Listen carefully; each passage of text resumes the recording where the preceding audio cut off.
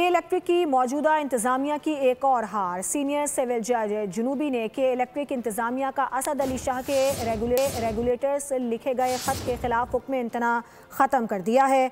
असद अली शाह ने के इलेक्ट्रिक की मौजूदा इंतजामिया के खिलाफ रेगुलेटर्स को खत लिखकर के इंतजामिया की माली बेज़ाब्तगियों की निशानदही की थी। के इलेक्ट्रिक इंतजामिया ने तवील अरसे से इस मामले पर स्टे ऑर्डर ले रखा था।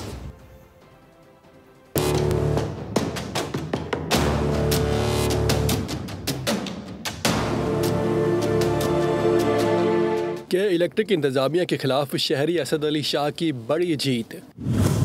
सिविल जज जुनूबी ने के इलेक्ट्रिक इंतजामिया का हुक्म इम्तना ख़त्म कर दिया। अदालत ने के की दरख्वास्त मुस्तरद कर दी।